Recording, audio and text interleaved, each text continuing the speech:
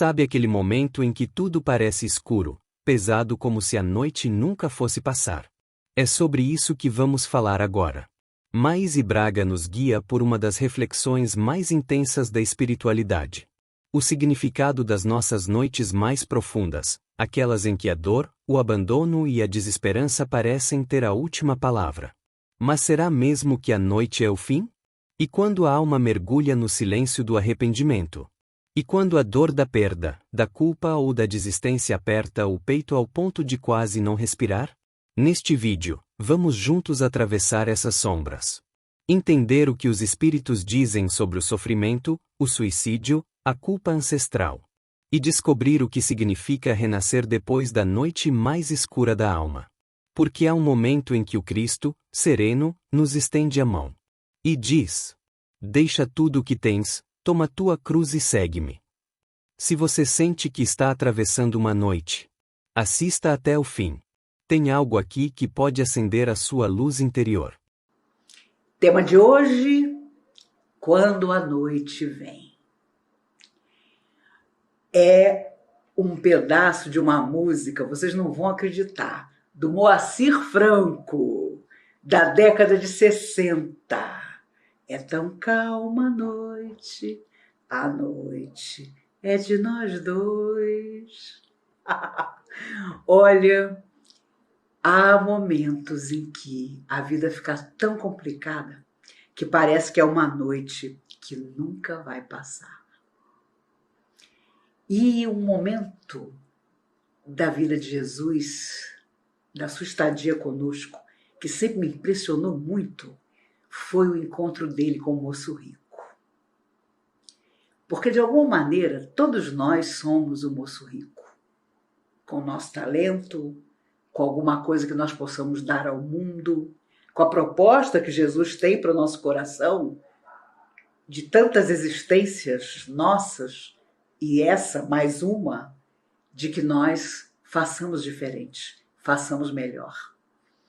E quando Jesus foi procurado pelo moço rico, com certeza ele viu naquele jovem coração o anseio de realmente mudar, de realmente não viver aquela noite tétrica que Roma vivia, em que as famílias poderosas preparavam os seus filhos para serem cruéis guerreiros, e só isso valia a pena. Mas aquele jovem tinha no coração, com certeza, uma pretensão de bondade que Jesus enxergou. E Jesus, certamente com os olhos cheios de sonho, falou àquele jovem tudo o que ele podia fazer, tudo que a vida dele podia ser, tão diferente do que a tradição da sua família pretendia. Mas lhe falou com certeza de que era uma vida de renúncias, de sacrifícios, de sonhos muitas vezes não realizados e, claro, de simplicidade.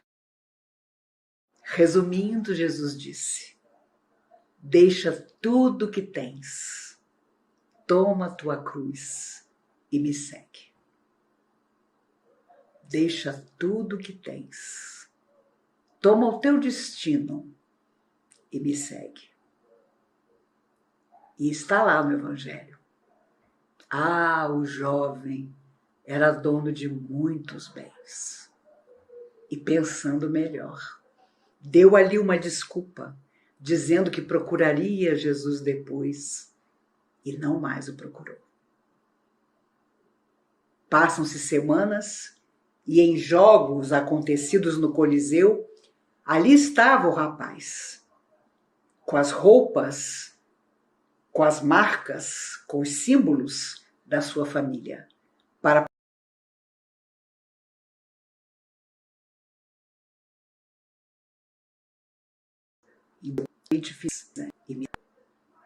onde estava jogado, com o adversário sendo aplaudido pela massa que naquela tarde comparecera aos jogos.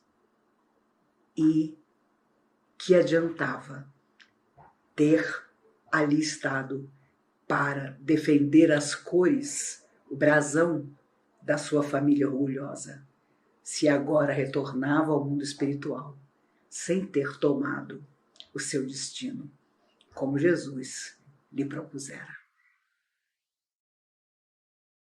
Nós muitas vezes vivemos essa noite que esse jovem rico viveu ao longo das nossas vidas, quando convidados a renunciar, a desistir às vezes dos nossos propósitos menos nobres, ou daquilo que o nosso coração sabe que não é certo fazer, mas nós insistimos. E claro, quando nossa consciência está desperta, depois de muito sofrimento, nós começamos a pensar nas noites que obrigamos os outros a atravessar. Nas noites nas quais lançamos as pessoas que detestávamos, ou aquelas que não queriam ser o que nós queríamos que elas fossem. Fazemos isso até hoje. Quando dizemos categóricos que a doutrina espírita surgiu e nos tornou diferentes.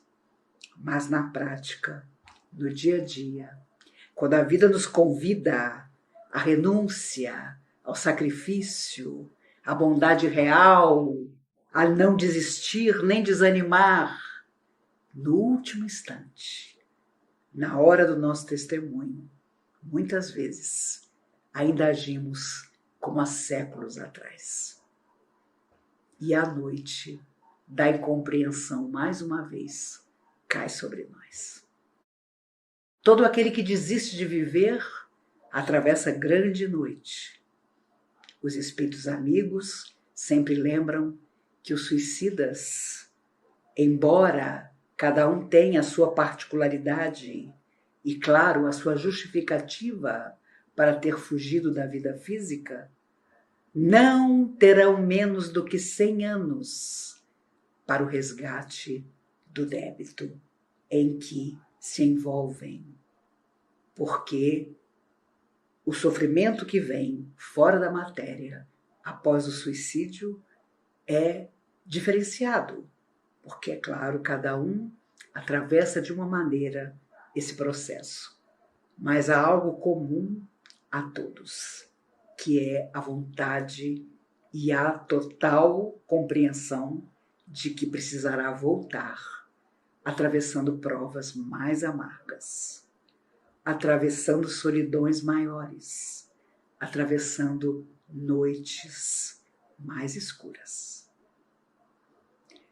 Para muita gente que sofre no mundo, e nós nem temos ideia de onde estão, de quem sejam, há uma noite que nunca termina, porque nunca conseguiram ter os seus direitos reconhecidos, porque foram abandonados por aqueles que poderiam ajudá-los, porque nasceram já num processo de resgate de vidas anteriores, em profunda miséria material e em abandono social extremo.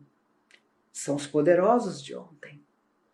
São aqueles que infligiram noites permanentes, não só a 10 ou 20 pessoas, mas a um grande grupo.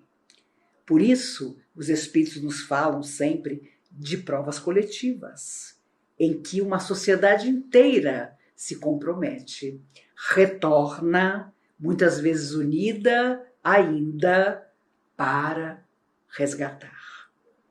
Quantos períodos difíceis de sombra, de noite, a humanidade atravessou.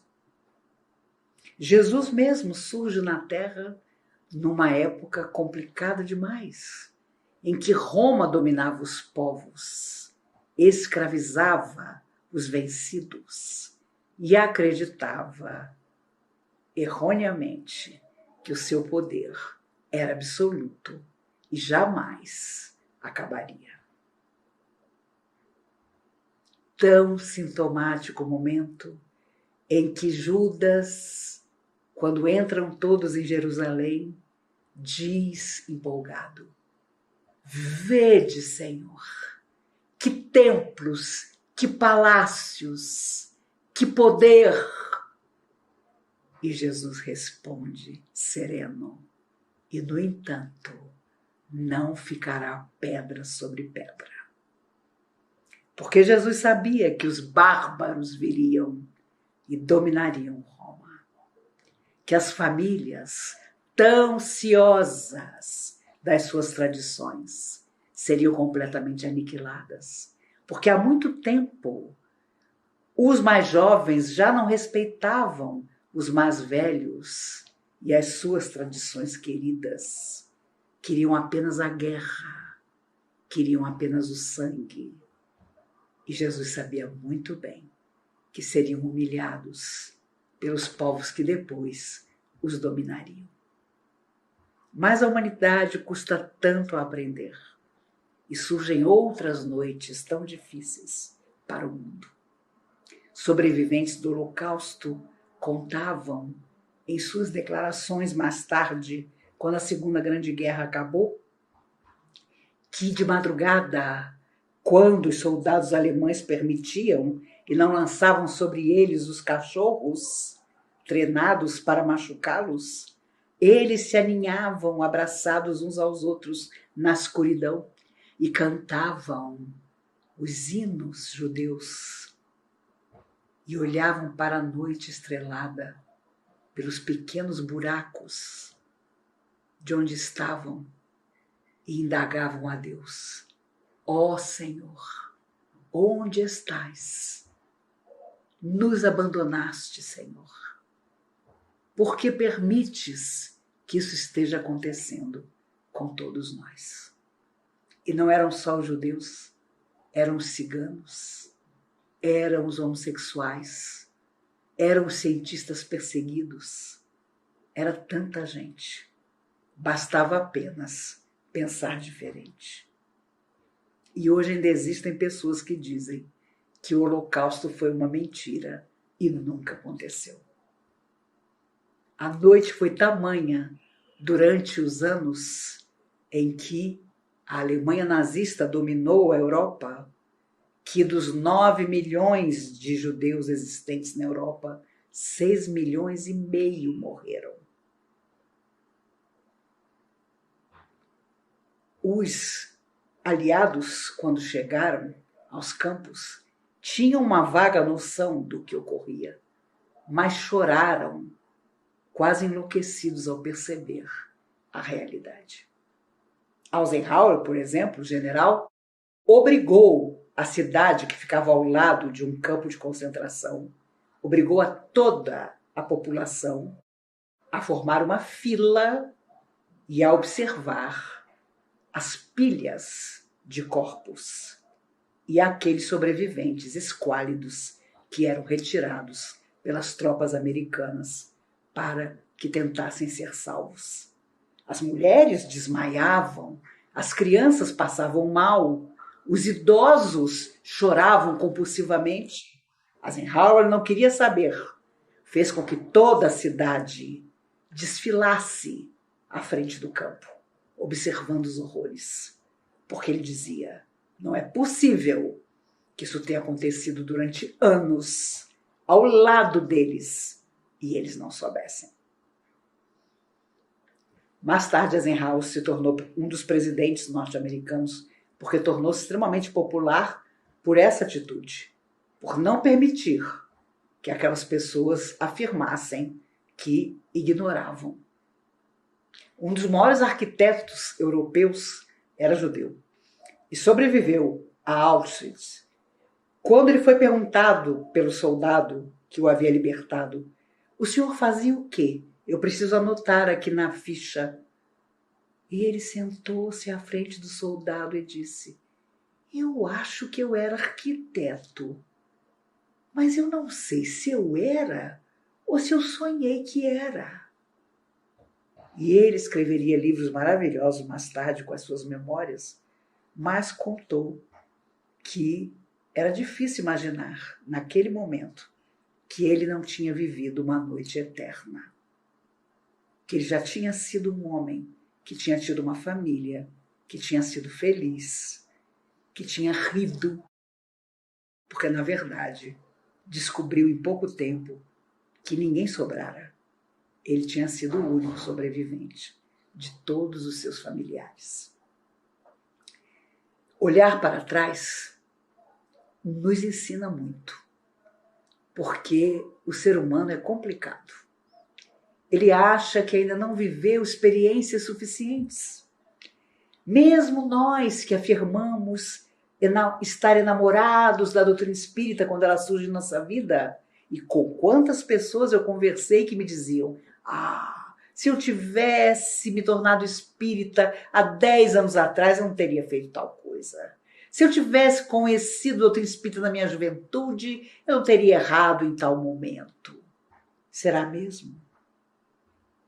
Hoje não nos afirmamos espíritas, não afirmamos firmes que sabemos que morte é vida, entretanto, fazemos morrer ainda a esperança do outro? Temos pavor de não estarmos num corpo saudável, bonito, atraente. Achamos que os valores que são benéficos são aqueles que passam. Difícil acreditar que existem valores eternos dos quais fugimos, eles sim significando luz. E nós sempre nos voltamos à sombra. 300 anos de Inquisição. Quantas mulheres e homens foram para a fogueira?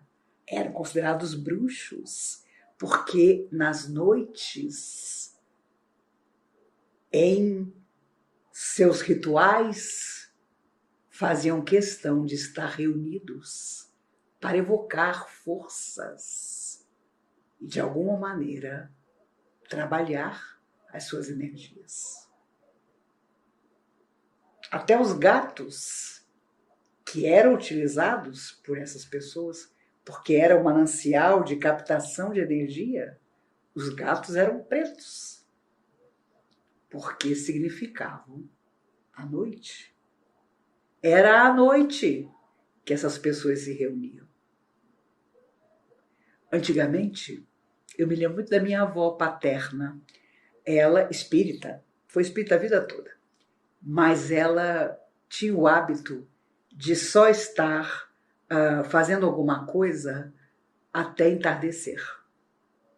Então existiam coisas engraçadas. Você não podia varrer a casa à noite, porque a felicidade ia embora.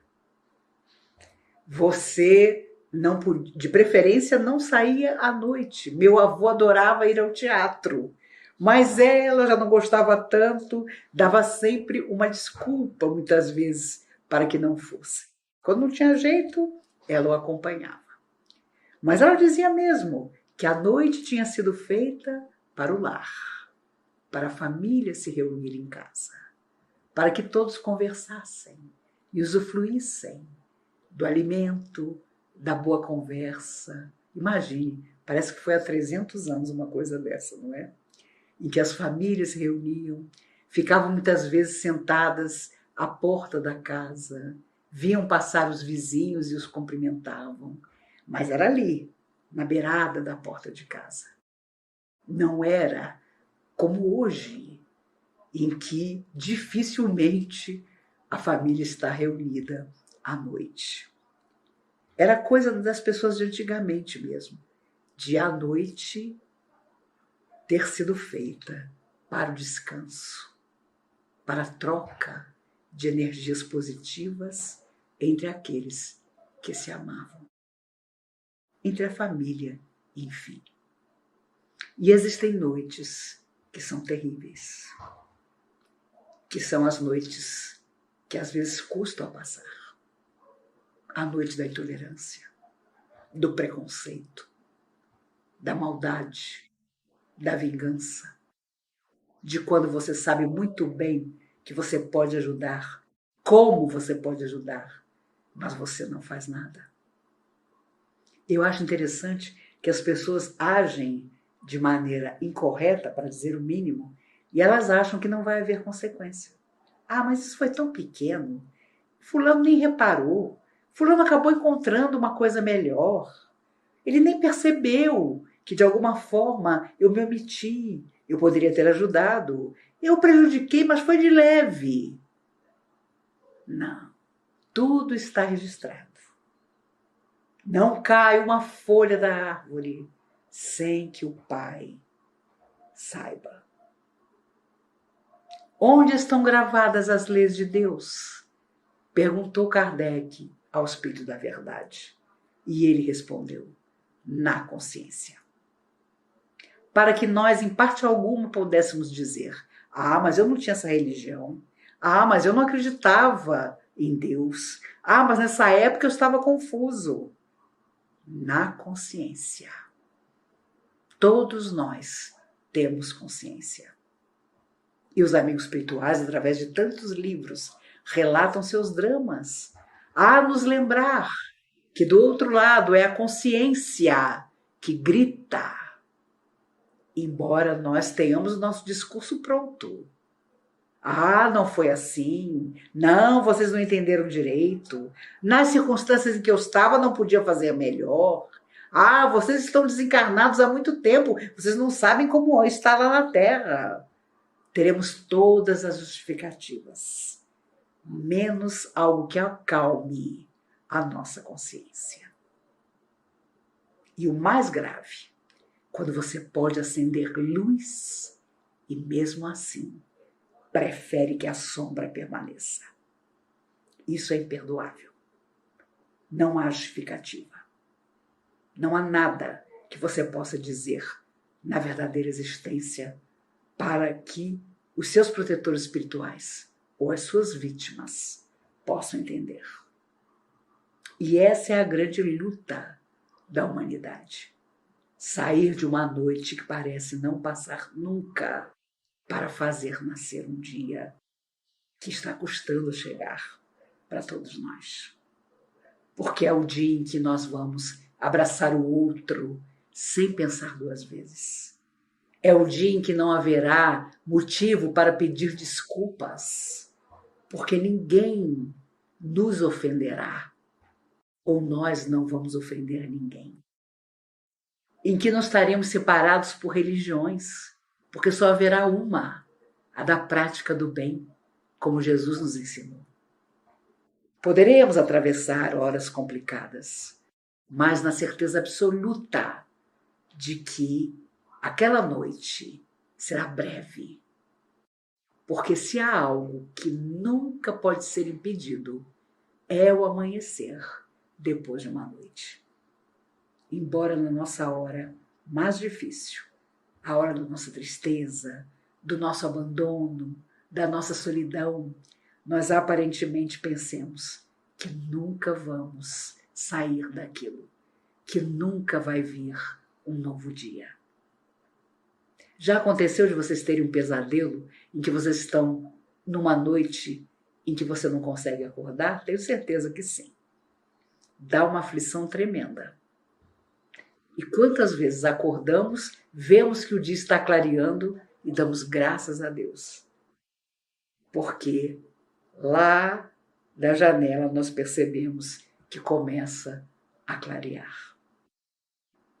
Os suicidas contam em seus relatos que um dos tormentos é nunca sentir a claridade, nunca ver a luz do sol nas áreas de sofrimento, onde muitas vezes estão.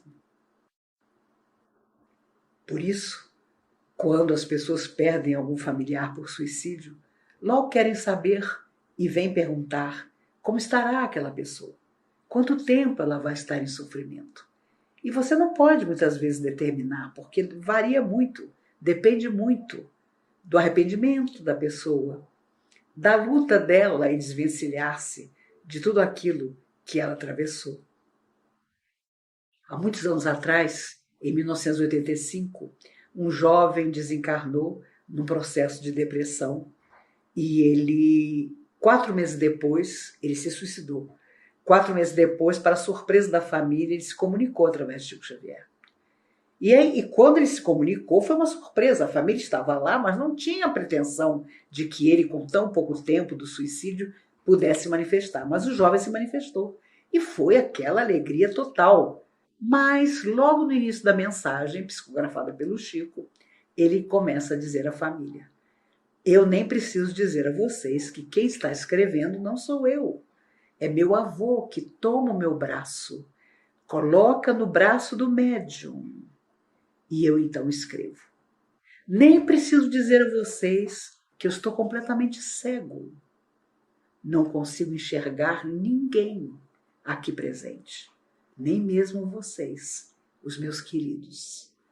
Eu vim pela misericórdia divina, porque encontrei aqui meu avô com tanto merecimento, e ele me ajuda para pedir perdão a minha mãe, a meu pai, a minha esposa, a meu filhinho. Ele tinha um filho de meses. E ele pede perdão àquele filho que mal estava nascido e que não o conheceria. Porque num processo de sofrimento por uma depressão, ele então tira a própria vida. E ele diz: eu sei que vai demorar muito tempo para que eu saia dessa noite em que eu estou.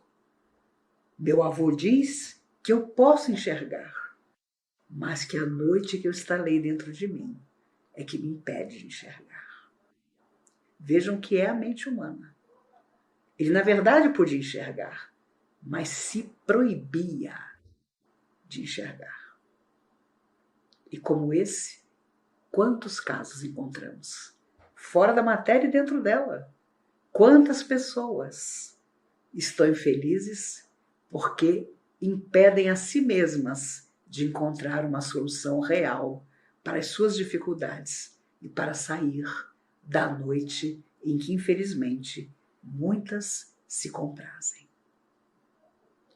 Infelizmente, é muito mais comum do que imaginamos que as pessoas prefiram reclamar ao invés de achar soluções. E há quem abandone até a própria religião. Não, religião não adianta. Já tentei várias. Nenhuma acalmou meu coração. Nenhuma acalmará. Jesus é o amigo eterno que deveríamos buscar em todas as nossas horas. Ali está ele. Eu sou a luz do mundo, afirmou inesquecível.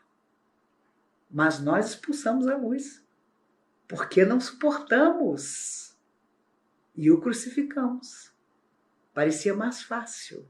Só que não imaginávamos que todos nós entraríamos numa sombra eterna até encontrá-lo de novo, portas adentro de nossa alma, e podermos começar a buscá-lo através das nossas atitudes.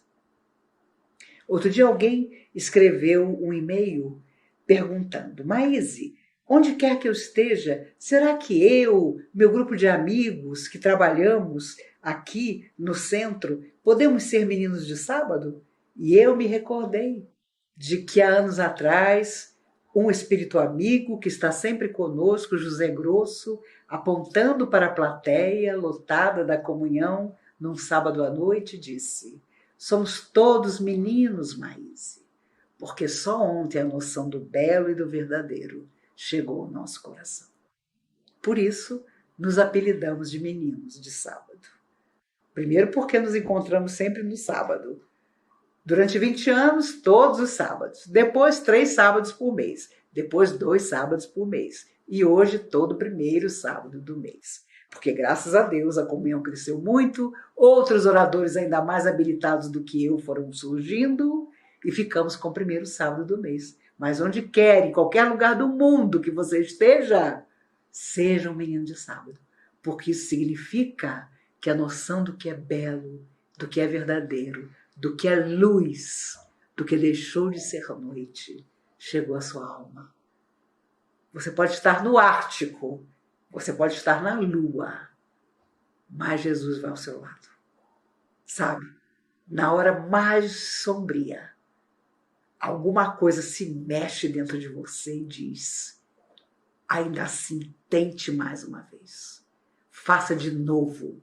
Não permita que nada te afaste daquilo que é bom e que pode transformar a sua existência. E é claro, sabemos, quando transformamos a nossa existência, transformamos toda a existência em volta de nós. E é só para isso que nós estamos na Terra mais uma vez, para finalmente fazer valer o nosso destino. Somos ainda o menino cheio de posses, tão errôneas, que procura Jesus perguntando: se eu quiser te seguir, o que eu devo fazer? E Jesus ainda, para nos tirar dessa noite de equívocos, nos diz: deixa tudo que tens, e é todo o nosso egoísmo, a nossa maldade, a nossa vaidade. Toma a tua cruz, que é o nosso destino, as coisas boas que podemos fazer, e me segue.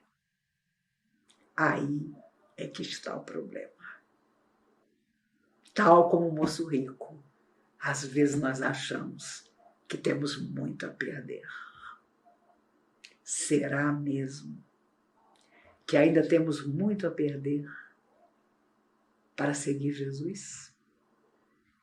Algo em nós, com certeza, já diz que não.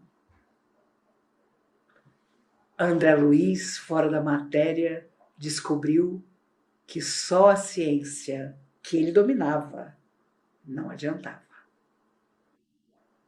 Que havia uma noite que ele precisava ultrapassar, que era o apego à sua família que tinha ficado na Terra e que agora era preciso transformar em todo aquele que ele pudesse ajudar.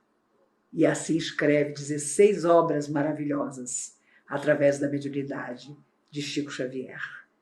E deixa para sempre a noite da sua conveniência para se tornar um verdadeiro amigo de Jesus. Enquanto a nossa conveniência, o que aparentemente nos basta para nós e para os nossos, for mais importante, seremos o moço rico. Qualquer coisa nos ferirá e nos afastará do que temos realmente que fazer. Mas, se algo em nós já despertou para sempre, e quando algo desperta, é para sempre.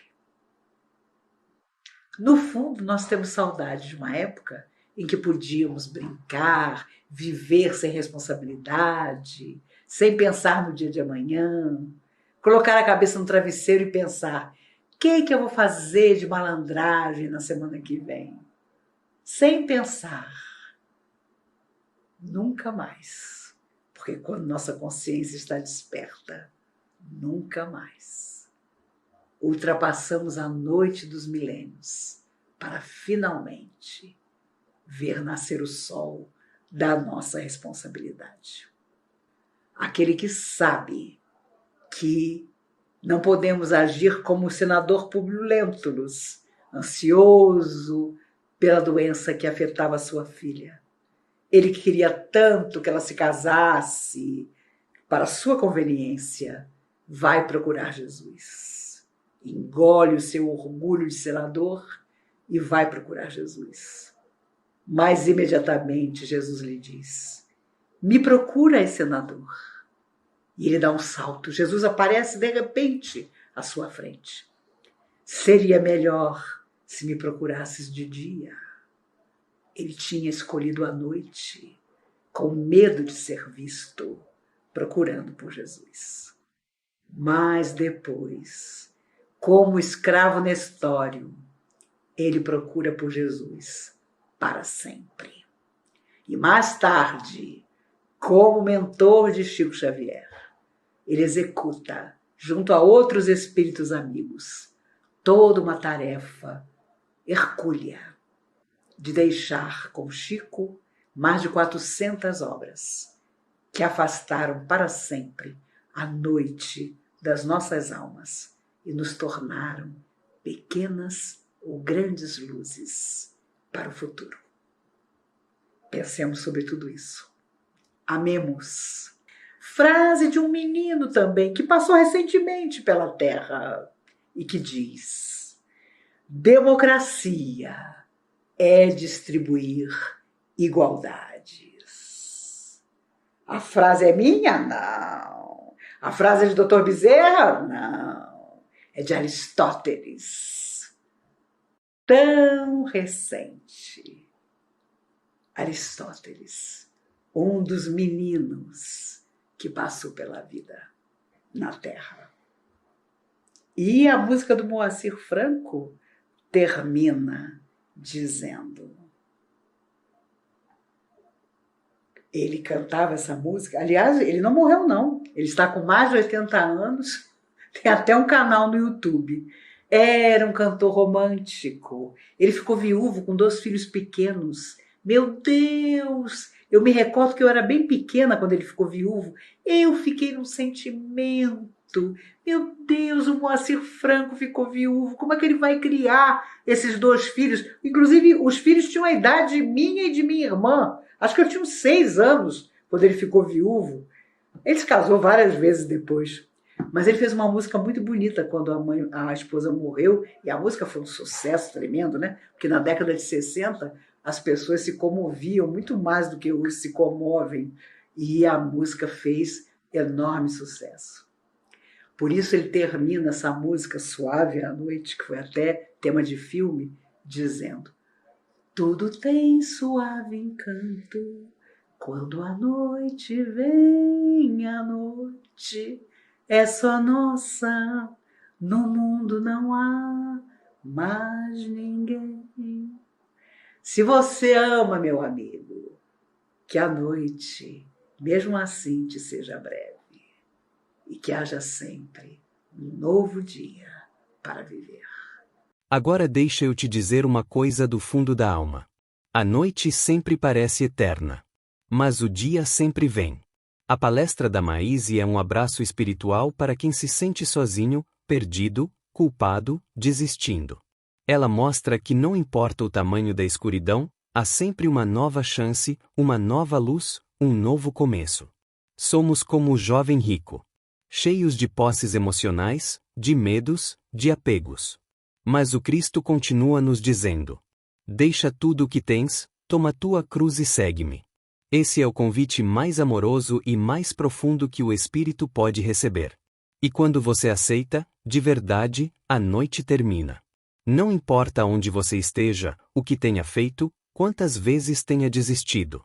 Amanhã ainda pode nascer dentro de você. Então compartilhe essa mensagem com alguém que esteja atravessando uma noite. Deixe aqui nos comentários. O que ficou no seu coração? Você já sentiu a presença da luz depois de um tempo escuro? Se inscreva no canal e siga com a gente nessa jornada.